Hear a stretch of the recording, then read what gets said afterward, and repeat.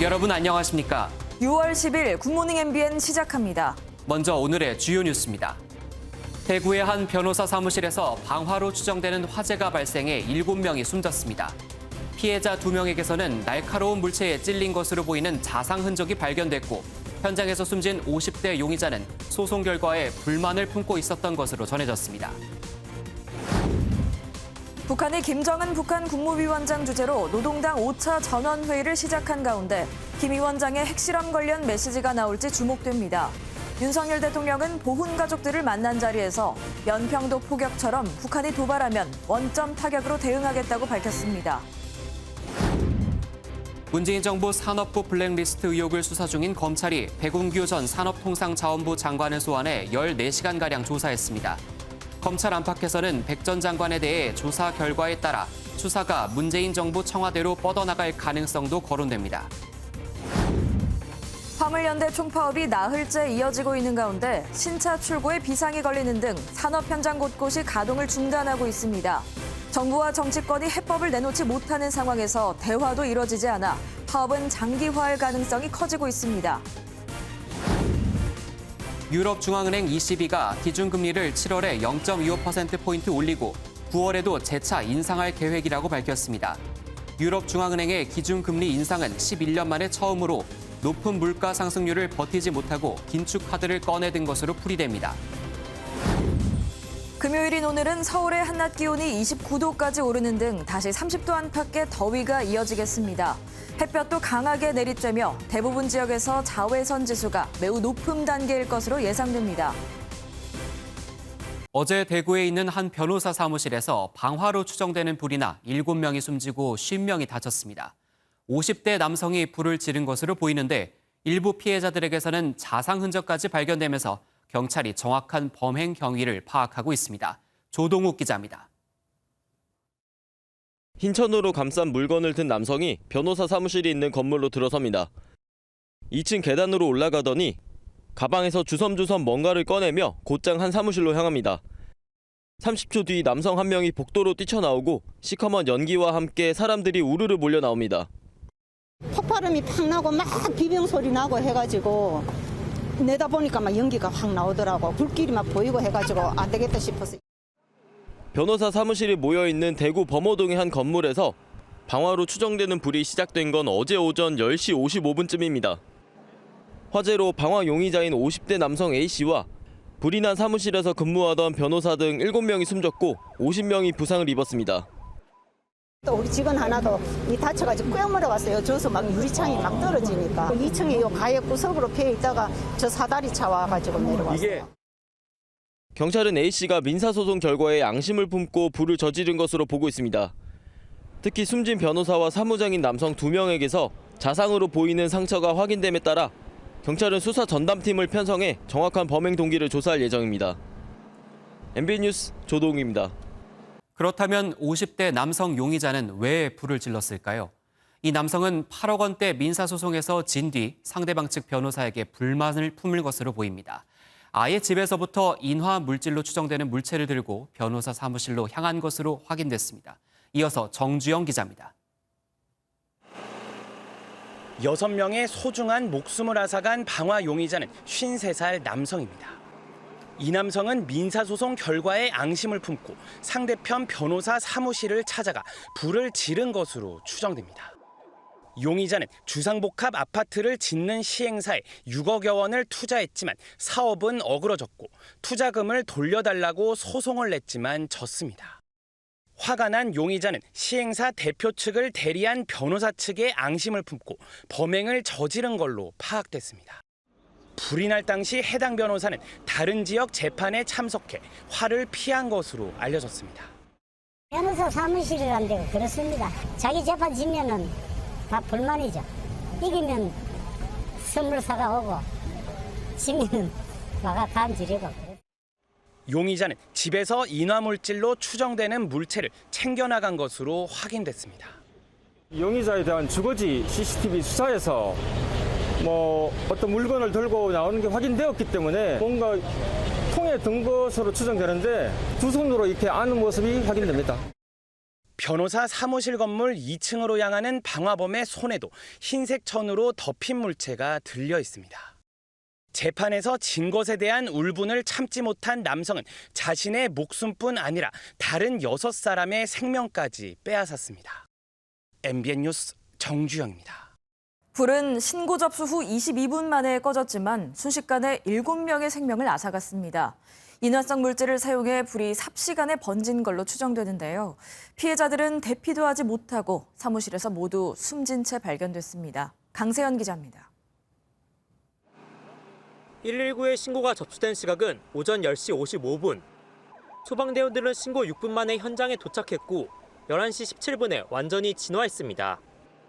불은 22분 만에 꺼졌지만 불과 연기가 순식간에 번진 탓에 피해가 커졌습니다.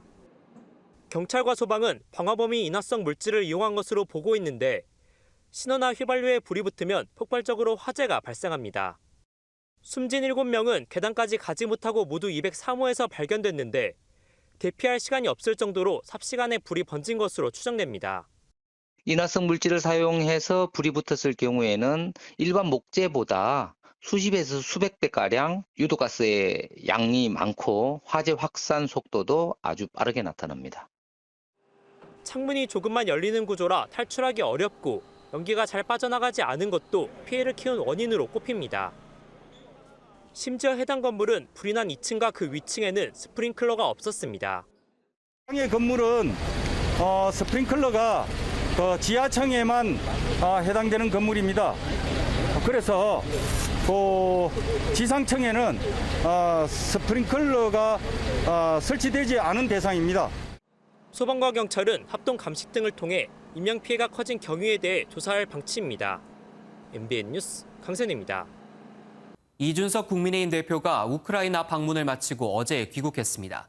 이 대표는 귀국길에 친윤그룹의 맏형격인 정진석 의원에게 자기 정치를 하지 말라고 정의연이 했던 말을 그대로 돌려줬습니다. 당내 친윤계 의원들의 모임에 대해서도 사조직을 만들 때가 아니라며 전선을 넓혔습니다. 김근희 기자입니다. 우크라이나 방문을 마치고 돌아온 국민의힘 이준석 대표는 또다시 정진석 의원을 향해 거친 말을 쏟아냈습니다. 어떻게든 분란을 일으키자는 목적이 강했던 것으로 보이기 때문에 자기 정치 좀 하지 말았으면 좋겠습니다. 자기 정치 왜 그렇게 하면서 티내고 싶어 하는지 모르겠고 정진석 부의장은 당권 주자가 아닙니다. 앞서 이 대표는 SNS에 1년 내내 흔들어 놓고는 무슨 인성을 논하냐며 공천관리위원장까지 맡기고 공관위원 구성권까지 들였으면 예우는 다 했다고 적었습니다. 정 의원은 더 이상 별다른 대응을 하지 않고 한 발 물러섰습니다. 감정 싸움으로 비하하는 것은 적절치가 못하다. 이제는 서로가 서로에 대해서 할 만큼 의견제시를 다 했기 때문에 일단은 당을 위해서 또 양측 다 자제를 해야 된다 이렇게 보고 있고. 귀국하자마자 싸움을 이어간 이 대표는 또 당내 친윤계 의원들이 가칭 민들레라는 공보 모임을 만든다는 소식에는 사조직을 구성할 상황이 아니라고 본다고 비판했습니다. 세를 과시하듯 하면 정부의 부당한 압박만 가한다고 꼬집어 친윤계 의원들의 세력화를 견제하고 나선 겁니다. 이 대표의 귀국과 함께 혁신위의 활동과 맞물려 당내 주도권 갈등이 본격화될 전망입니다. MBN 뉴스 김근희입니다. 더불어민주당 차기 당권이 걸린 전당대회 방식을 두고 내부 갈등이 점점 더 심해지는 모양새입니다. 우상호 민주당 비대위원장은 사실상 룰 변경이 어렵다는 입장을 내비쳤습니다. 이현재 기자가 보도합니다. 친이재명계는 권리당원 투표 자격 조건을 완화하자고 주장했습니다.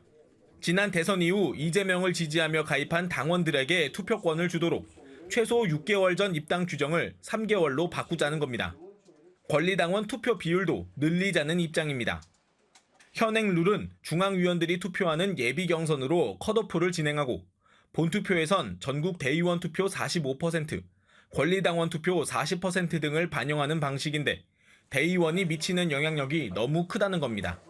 현재 민주당은 친문계 의원들이 다수를 차지하고 있다는 걸 고려한 겁니다. 이 대의원이라고 하는 것은 국회의원이 임명을 하는 거거든요. 지역위원장이. 그런데 이재명도 지금 출마해서 컷오프가 돼버릴 수 있거든요. 친문계는 현행 룰을 유지해야 한다면서도 통합형 집단 지도 체제가 필요하다는 입장입니다. 당대표와 최고위원 선거를 따로 해서 당대표의 권한을 몰아주는 대신 한 번에 뽑아 순위대로 정하자는 겁니다.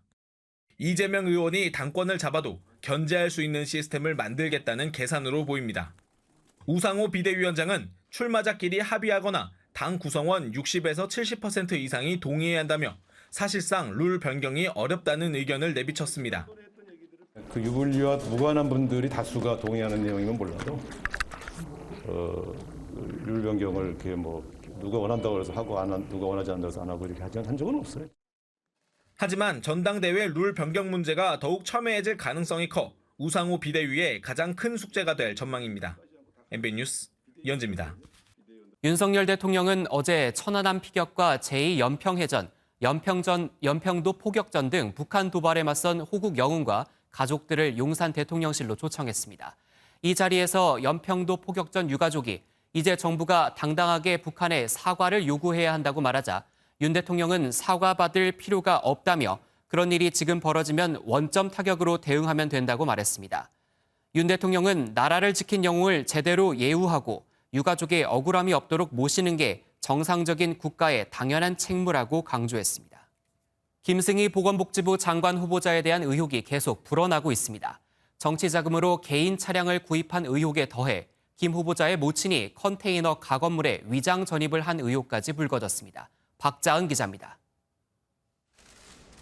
김승희 후보자의 모친 한모 씨는 지난해 6월 남양주시 퇴계원읍 퇴계원리에 전입신고를 합니다. 이 지역은 한 씨가 전입신고를 한 지 2달 후에 3기 신도시 지구계획 승인을 받은 곳입니다. 문제는 한 씨가 신고한 주소지에 컨테이너 가건물이 있었다는 건데 이때 한 씨는 서울에 거주하고 있었던 걸로 알려졌습니다.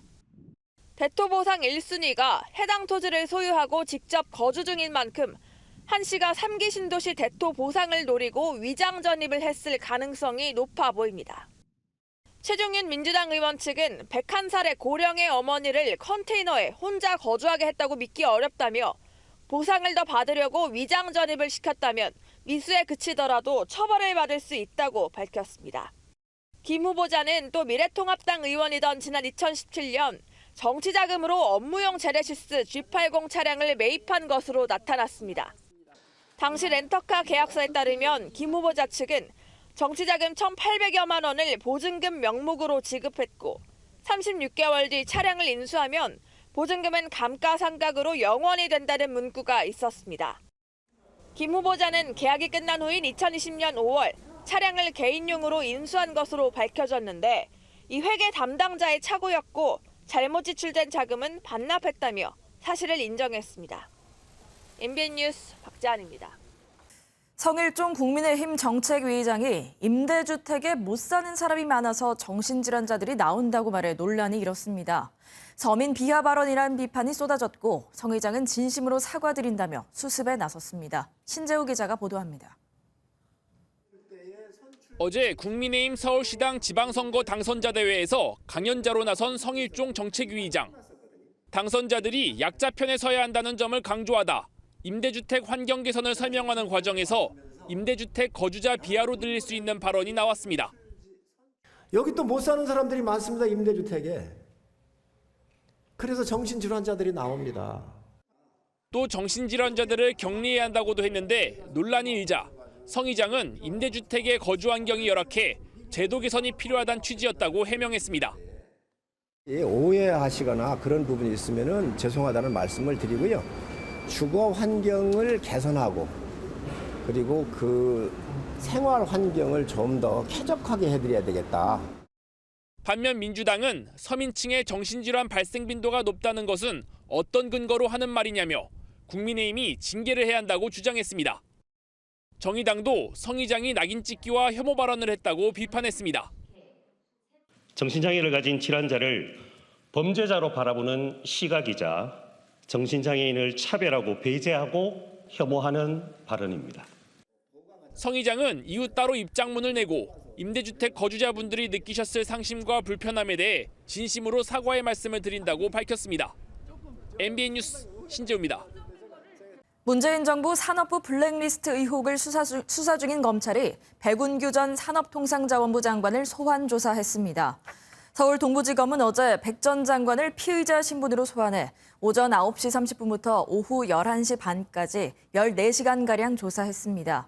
백 전 장관은 2017년 산업부 직원들에게 전 정권에서 임명된 산하 기관장들을 압박해 사표를 받아내도록 한 혐의를 받고 있습니다. 검찰 안팎에선 백 전 장관에 대한 조사 결과에 따라 수사가 문재인 정부 청와대 인사들로 확대될 가능성이 거론되고 있습니다. 오늘로 화물연대 파업이 나흘째를 맞았는데요. 조합원들이 완성차 탁송을 거부하면서 신차 생산에도 차질이 빚어지고 있습니다. 더 이상 신차를 쌓아둘 공간이 없어서인데요. 완성차 공장으로의 부품 반입마저 지체되면서 이래저래 신차 인도는 지금보다 더 늦어지게 생겼습니다. 유승호 기자가 보도합니다. 하루에 신차 1000대를 출고해온 공장입니다.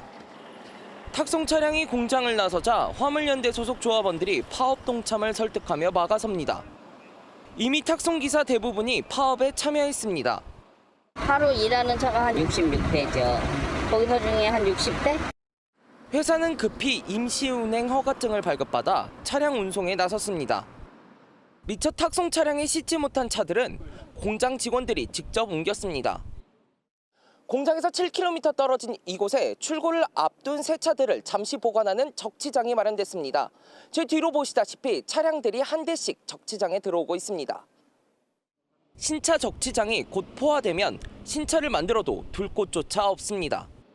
자동차 부품 업체들은 탁송 차량 기사들의 운송 중단을 멈추라고 요구했습니다. 부품을 공급하지 못하면 손해를 볼 수밖에 없습니다. 한 개의 부품이라도 납품이 안 되게 되면 자동차 생산 라인은 멈추게 되고 다른 여타 부품 업체들도 납품 중단 상태가 이어지게 되는 거잖아요. 공공운수노조는 정부와 국회를 모두 성토했습니다. 국토부는 국회 핑계를 대고 국회는 원구성 핑계를 대면서 화물 노동자들을 투쟁으로 내몰았습니다. 박홍근 원내대표는 정부가 책임을 방기하고 있다면서 유가와 운임을 연동하는 안전운임제 상시화를 추진하겠다고 밝혔습니다. 원희룡 국토교통부 장관은 이에 앞서 한 행사에서 이른 시일 안에 대화에 나서겠다고 밝혔습니다. MBN 뉴스 유승호입니다. 국민 MC 고 송혜 씨의 연결식이 조금 전 진행됐습니다. 가족과 동료, 후배들은 엄숙한 분위기 속에서도 밝은 마음으로 고인의 마지막 가는 길을 축복했습니다. 강재목 기자입니다. 이른 새벽 서울대병원 장례식장. 연결식은 후배 개그맨 김학래 씨의 사회로 시작됐습니다. 마음은 슬프더라도 즐거운 마음으로 천국으로 가시는 고 송혜 선생님을 배웅해드리면 어떨까 하는 생각입니다. 국민 MC 고 송혜 씨의 연결식은 엄숙하면서도 국민을 웃게 하고자 했던 고인의 뜻에 맞게 진행됐습니다. 이제는 다시 들을 수 없는 고인의 목소리를 마지막으로 다시 들어보기도 했습니다. 제 고향은 황해도 재룡이라고 하는 곳입니다. 태어난 건 1927년 4월 27일생입니다. 장난꾸러기였죠. 조가로는 나팔꽃 인생이 불려졌으며 각계 후배들이 고인을 운구하며 발인식은 마무리됐습니다. 생전 자신을 사람 부자라고 불렀듯 수많은 연예계 후배들이 고인과의 추억을 회상하며 눈시울을 붉혔습니다. 추울 때나 더울 때나 같이 공연하면서 고생스러웠던 그런 거를 다 같이 치렀던 분이거든요. 서울 종로구 송해길에는 고인을 추모하는 화환이 놓였고 대구 달성군 송해기념관에 마련된 임시 분향소에는 추모의 발길이 이어졌습니다. 슬프죠. 어제 많이 울었습니다. 오시면은 묘지 가서 또 선배도 드리고 할 겁니다. 고인의 운구차는 연결식을 마친 뒤 경북 김천시에 위치한 화장터로 향합니다. 고인은 먼저 세상을 떠난 부인과 아들의 묘가 있는 대구 달성군 송해공원에서 영면에 들 예정입니다. MBN 뉴스 강재묵입니다. 인천 앞바다와 한강을 잇는 경인 아라뱃길에서 또 시신이 발견됐습니다.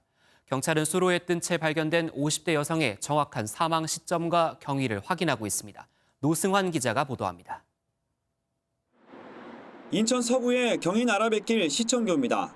지난 8일 행인이 물에 뜬 한 여성의 시신을 발견하고 신고했습니다. 경찰이 확인해보니 인천에 홀로 사는 50대 여성이었습니다. 여성이 숨진 이유는 아직 밝혀지지 않았습니다. 발견 당시 시신에서는 타살을 의심할 만한 외상은 발견되지 않은 것으로 전해졌습니다. 타살의 또 다른 정황으로 볼 수 있는 실종 신고 기록도 없었고 유서 등 극단적 선택으로 추정할 만한 물건도 없었습니다. 경찰은 우선 숨진 여성의 이웃과 지인을 상대로 최근 행적을 조사하고 현장 주변 CCTV나 차량 블랙박스도 하나씩 확인할 계획입니다. 2011년 개통한 경인 아라뱃길에선 개통 이후 해마다 한두 명꼴로 시신이 발견되고 있습니다. 2020년 5월에는 30, 40대로 추정되는 여성의 시신이 훼손된 채 발견돼 경찰이 범인을 추적했지만 2년이 넘도록 검거가 안 된 상태입니다. MBN 뉴스 노승환입니다.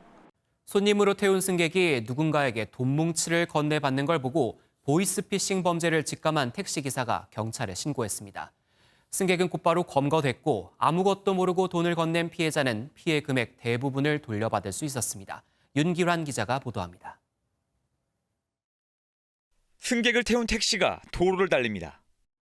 잠시 택시를 세워달라고 하는 승객. 밖에서 누군가로부터 어떤 물건을 받아 차로 돌아옵니다.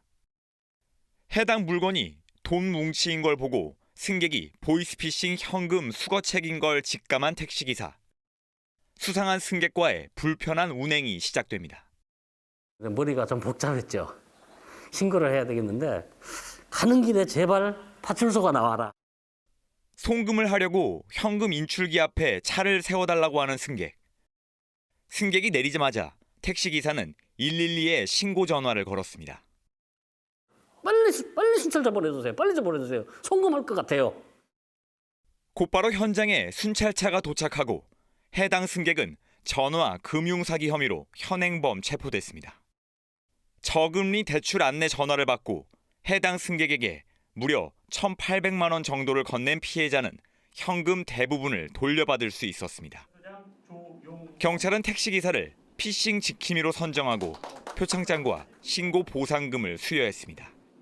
MBN 뉴스 윤기란입니다.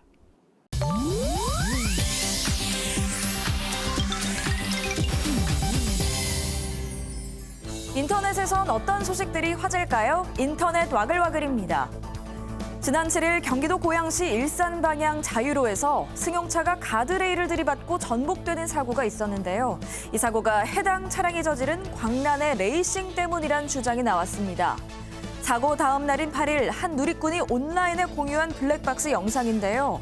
엄청난 속도로 질주하는 두 대의 차량이 보입니다.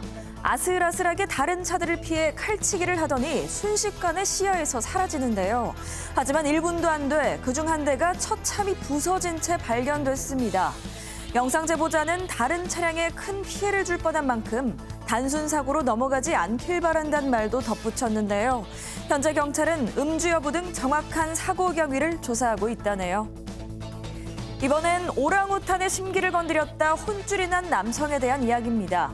인도네시아의 한 동물원, 오랑우탄 우리에 접근한 남성이 손을 내미는데요. 그 순간 오랑우탄이 팔을 뻗어 남성의 옷을 붙잡습니다.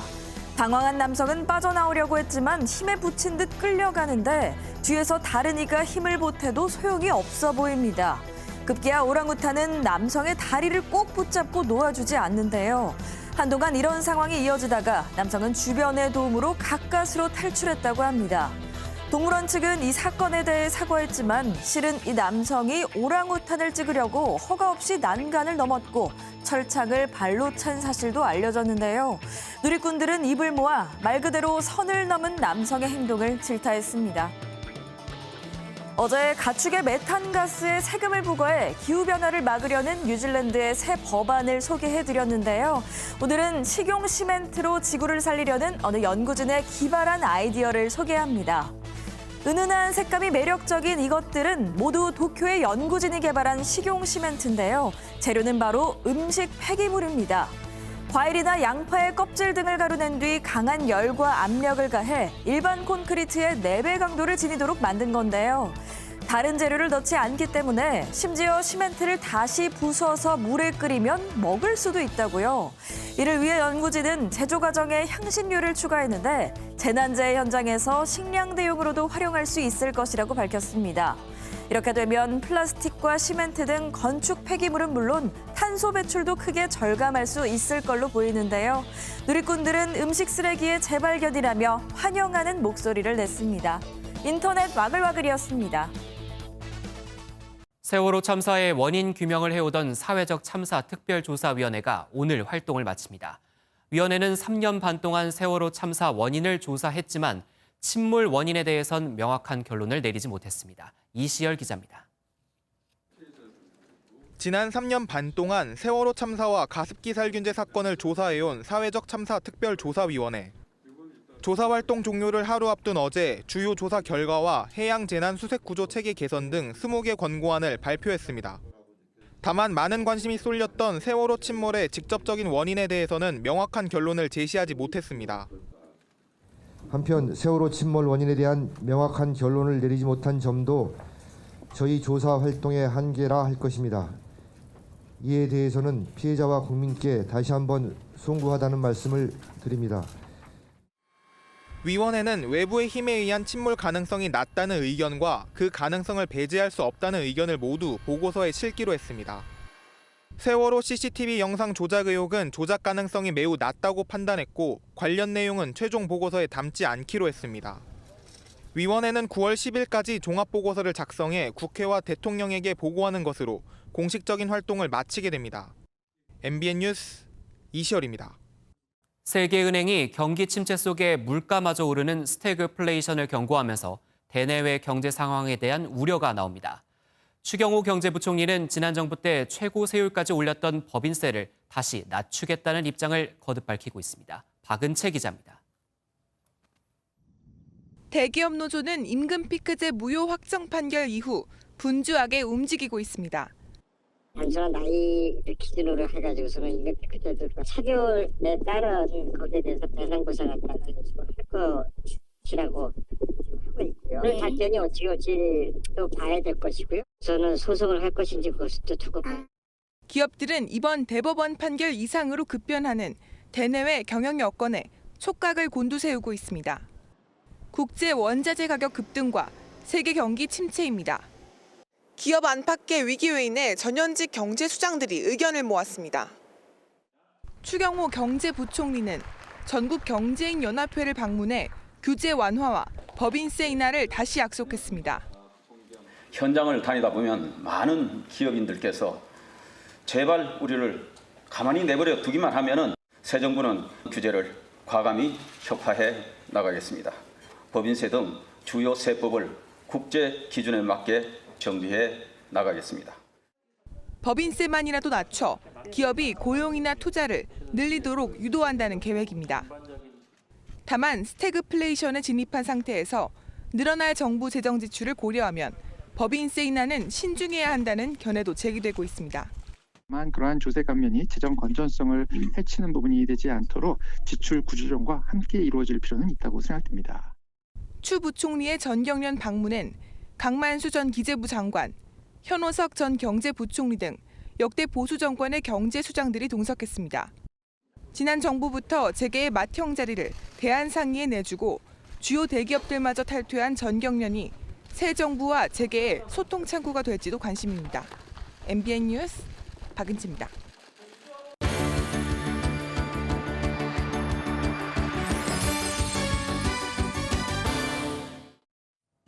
굿모닝 월드입니다. 말을 타고 소를 쫓는 카우보이. 이 카우보이가 진짜 소를 잡으러 나섰습니다. 정말 말을 타고 열심히 달려가 멋지게 임무를 완수했는데요. 미국 고속도로로 가보시죠. 미국 오클라호마 시티 도로에 송아지 한 마리가 나타났습니다. 근처 목장에서 탈출한 건데요. 그런데 그 뒤를 쫓는 건 바로 말을 탄 카우보이입니다. 차로 막아보지만 빠져나가는 송아지. 그때 카우보이가 올가미를 휘휘 돌려 던지는데요. 송아지 목에 적중! 또 다른 카우보이가 소의 다리에도 하나 걸었습니다. 마치 영화를 보는 것 같은데요. 정말 카우보이만이 수행할 수 있는 임무였네요. 1972년 퓰리처상을 받고 지금까지 베트남 전쟁의 비인간성을 고발하는 상징이 된 사진이 있습니다. 이 작가는 소녀의 비명소리에 달려가 사진을 찍곤 곧바로 병원으로 데려갔는데요. 지금 그 주인공들의 모습은 어떤 모습일까요? 네이팜탄을 맞아 불타버린 옷을 벗어던진 채 울부짖는 소녀의 사진. 소녀는 할머니가 됐지만 전신의 화상은 아직도 선명하게 남아 있습니다. 사진 속 주인공 킴푹과 사진가 니구트는 지난 50년 동안 종종 통화를 하고 여행도 함께 다니며 친구로 지내왔는데요. 킴은 닉이 아니었다면 그대로 길 위에서 죽었을 거라며 자신을 병원으로 데려가준 닉에게 다시 한번 감사를 전했습니다.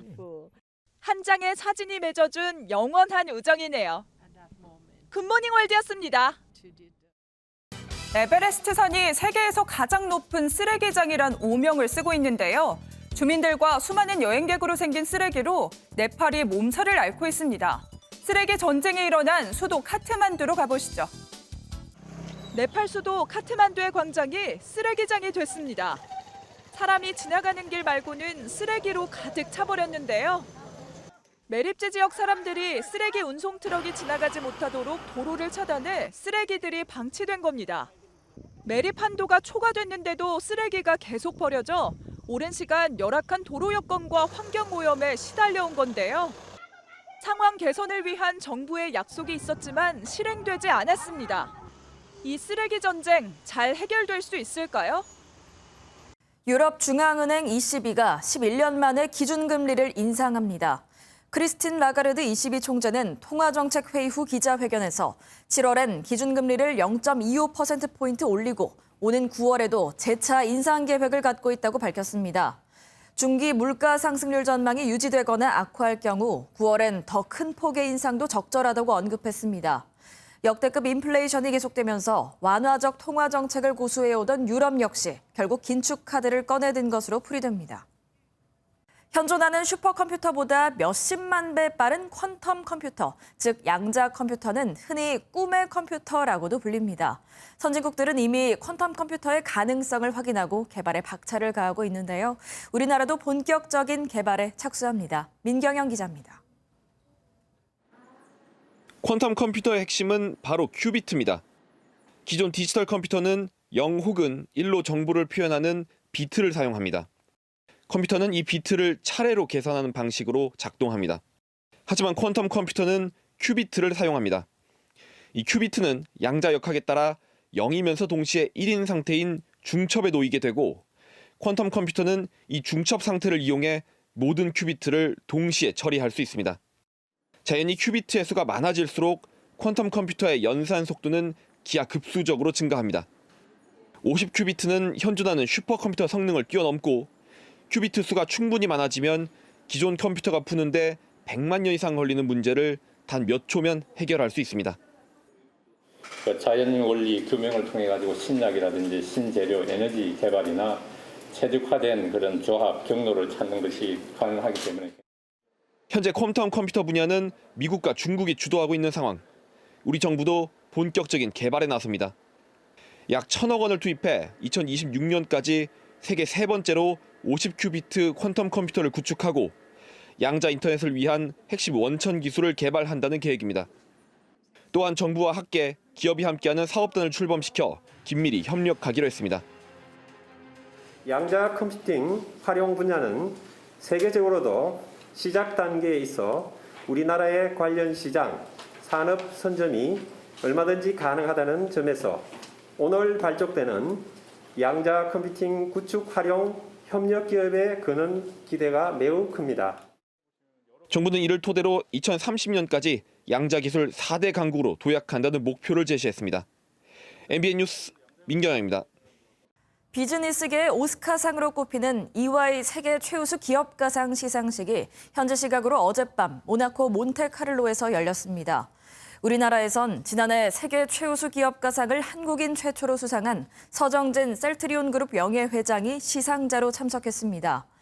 서 회장은 세계 각국의 최우수 기업가들을 만나보니 이상이 얼마나 영광스러운지 새삼 깨닫게 됐다며 더 많은 우리 기업가들이 진출하길 바란다고 소감을 밝혔습니다. 오늘부터 다시 초여름 더위가 나타나겠습니다. 현재 서울의 기온 18.3도로 어제와 비슷하게 출발하고 있는데요. 한낮에는 29도까지 오르면서 어제보다 5도가량 높겠고요. 주말에는 낮 최고 기온이 31도까지 오르면서 낮더위가 기승을 부리겠습니다. 오늘도 휴대하기 편한 우산 챙겨주셔야겠습니다. 밤부터 곳곳으로 소나기가 지나겠는데요. 서울은 저녁 한때, 그 밖에 내륙 지역은 저녁부터 내일 새벽 사이 소나기가 오겠습니다. 예상 강수량은 5에서 40mm로 양은 많지 않겠지만 벼락과 돌풍을 동반해 다소 요란하게 내리겠습니다. 대기가 불안정해지면서 소나기 소식이 잦습니다. 주말인 내일도 오후 동안 전국 곳곳에 소나기가 오겠고요. 제주는 내일 새벽부터 아침 사이 비가 조금 오겠습니다. 휴일에는 전국 하늘 대체로 구름만 가끔 지나겠습니다. 오늘 전국 하늘 구름만 간간히 지나겠고요. 아침까지 서해안과 내륙을 중심으로 안개가 짙게 끼겠습니다. 전국의 대기질은 무난하겠지만 낮 동안 강한 자외선과 오존에는 주의하셔야겠습니다. 자세한 지역별 현재 기온 보겠습니다. 대전 19.1도, 대구 16.8도, 광주는 18.2도로 어제 같은 시각과 비슷하게 출발하고 있고요. 한낮 기온은 청주와 대전, 대구 30도까지 오르겠고 동해안 지역 강릉 25도, 울진은 22도로 비교적 선선하겠습니다. 다음 주도 비와 소나기 예보가 잦겠습니다. 날씨였습니다.